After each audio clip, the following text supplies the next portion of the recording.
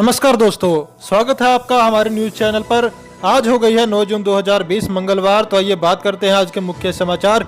Today breaking news के इस video में जानेंगे देश भर की तमाम बड़ी खबरों को। इन खाताधारकों के जनधन खाते में 10 जून तक आएंगे 500 रुपए। जानिए क्या है पैसे निकालने के नियम। इसके बाद हम जानेंगे लाखों ग्राहकों को SBI का बड़ा तोहफा। 10 जून से इतने रुपए घट रही आपकी EMI।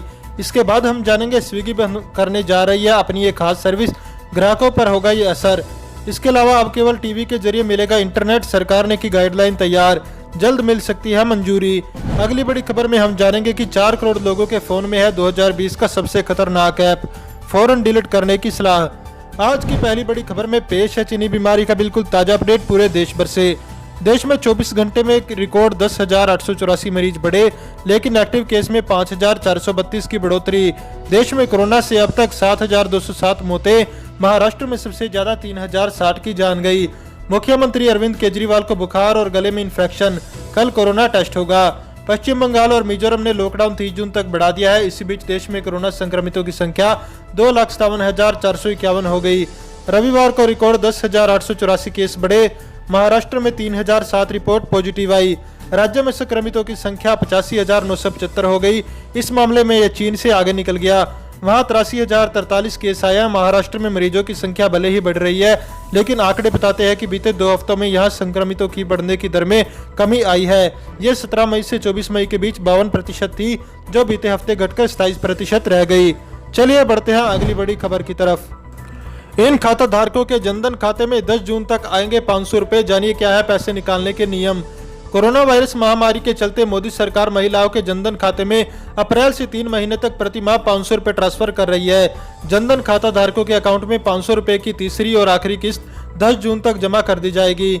इससे पहले भी सरकार ने 2 बार 500 रुपए की किस्त खातों में जमा कर चुकी है। जनधन खाते ने पहली किस्त अप्रैल में, दूसरी किस्त मई में और अब तीसरी किस्त 5 जून से 10 जून के बीच डाली जा रही है। बैंकों में भीड़ नहीं लगे, इसके लिए कई इंतजाम किए गए हैं। अकाउंट नंबर की संख्या के आधार पर पैसे निकालने की सुविधा दी गई है। खाता धारक बैंक ब्रांच में जाकर या फिर ATM से अपने पैसे निकाल पाएंगे। चलिए जानते हैं अगली बड़ी खबर में क्या है। लाखों ग्राहकों को SBI का बड़ा तोहफा। 10 जून से इतने रुपए घट रही आपकी EMI। देश के सबसे बड़े बैंक यानी भारतीय स्टेट बैंक ने लगातार 13वीं बार MCLR में कटौती किया है। SBI ने सोमवार को इस बारे में जानकारी देते हुए कहा कि नई दरें 10 जून 2020 से लागू हो जाएंगी। SBI ने MCLR में 25 आधार अंक यानी 0.25% की कटौती की है। इसके बाद 1 साल का MCLR घटकर 7% हो गया।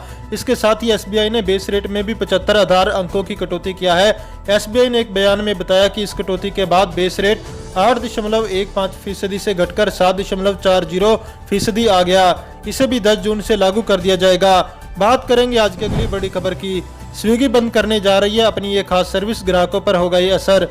स्विगी अपने प्रीमियम फूड डिलीवरी सर्विस स्कूटसी को बंद करने जा रही है। स्विगी ने 2018 में स्कूटसी का करीब 50 करोड़ रुपए में अधिग्रहण किया था। कंपनी ने यह फैसला अपनी फूड डिलीवरी कैटेगरी को और मजबूत करने के लिए यह फैसला किया है। कंपनी ने स्कूटसी को अधिग्रहण के बाद भी अलग फूड डिलीवरी ऐप की तरह चलने दिया। इस ऐप के जरिए स्विगी यूजर्स को ऑन डिमांड लिस्ट में मौजूद रॉयल चाइना, मस्क या नारा थाई जैसे मुंबई के रेस्टोरेंट से फूड आइटम्स डिलीवरी कराती थी। अब स्कूटसी की डिलीवरी फ्लीट का भी अधिग्रहण कर सकती है स्विगी ने पिछले महीने यूजर्स को ITC होटल्स, मैरियट, हयात, केक, हॉस्पिटैलिटी जैसे बड़े होटलों से खाना डिलीवरी कराने के लिए स्कूटसी से समझौता कराया था। इससे स्विगी का मुनाफा बढ़ गया। अब स्विगी अपने प्लेटफॉर्म पर ही प्रीमियम क्यूरेटेड मेन्यू सेगमेंट शुरू करने की योजना बना रही है। कंपनी की योजना है कि स्कूटसी के ग्राहकों को स्विगी ऐप पर लाया जाए। ऐसे में स्विगी अब स्कूटसी के साझेदारों और डिलीवरी फ्लीट का भी अधिग्रहण कर लेगी। चलिए जानते हैं अगली बड़ी खबर में क्या है। अब केवल टीवी के जरिए मिलेगा इंटरनेट, सरकार ने की गाइडलाइन तैयार, जल्द ही मिल सकती है मंजूरी।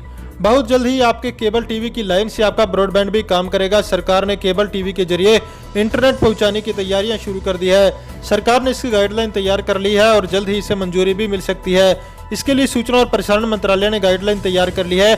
AGR और लाइसेंस फीस पर DCC यानी डिजिटल कम्युनिकेशन कमीशन जल्द फैसला लेगा। DCC की बैठक इसी हफ्ते हो सकती है। कोविड-19 के चलते देश में वर्क फ्रॉम होम जारी है। लैंडलाइन ब्रॉडबैंड संख्या कम होने से नेटवर्क में समस्या है।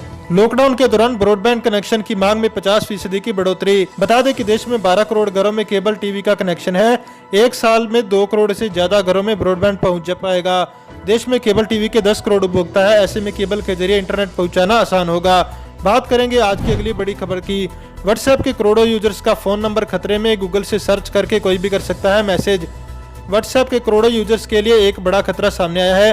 व्हाट्सएप में एक ऐसी खामी पाई गई है जिसमें यूजर्स के फोन नंबर गूगल सर्च में रिवील हो जाते हैं। थ्रेड पोस्ट पर छपी एक रिपोर्ट के मुताबिक एक रिसर्चर ने व्हाट्सएप को लेकर एक चौंकाने वाला खुलासा किया। इस रिसर्चर का कहना है कि व्हाट्सएप का feature click to chat users के फोन नंबर को खतरे में डाल रहा है, जिससे कोई भी गूगल के जरिए किसी भी यूजर को सर्च कर सकता है। लेकिन व्हाट्सएप की स्वामित्व वाली कंपनी फेसबुक का कहना है कि यह कोई बड़ी बात नहीं।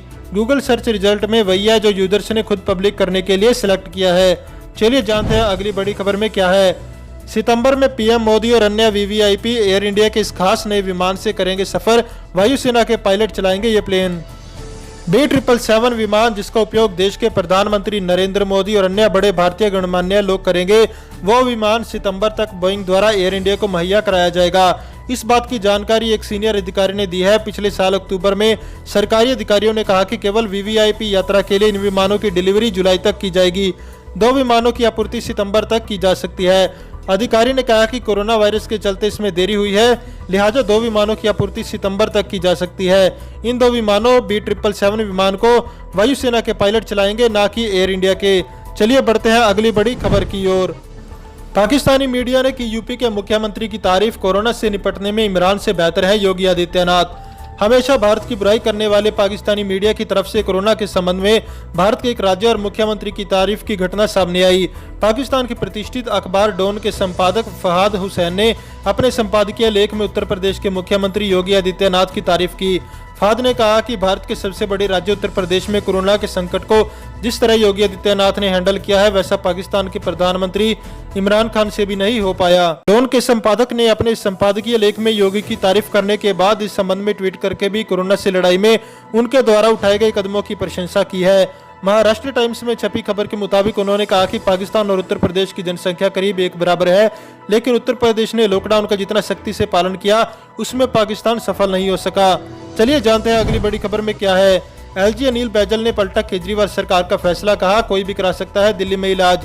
राष्ट्रीय राजधानी दिल्ली के उपराज्यपाल अनिल बैजल ने मुख्यमंत्री अरविंद केजरीवाल के उस फैसले को एक दिन बाद ही पलट दिया जिसमें कहा गया था कि दिल्ली के सरकारी और प्राइवेट अस्पतालों में सिर्फ दिल्ली वालों का ही इलाज होगा।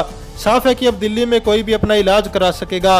आपको बता दें कि दिल्ली में बढ़ते कोरोना के मामलों के बीच रविवार को दिल्ली कैबिनेट ने फैसला लिया था कि दिल्ली सरकार के सरकारी और प्राइवेट अस्पतालों में केवल दिल्ली के निवासियों का इलाज होगा, जबकि केंद्र सरकार के अस्पतालों में सभी इलाज करा सकते हैं। अगली बड़ी खबर, चेतावनी, 4 करोड़ लोगों के फोन में है 2020 का सबसे खतरनाक एप्लीकेशन, फौरन डिलीट करने की सलाह।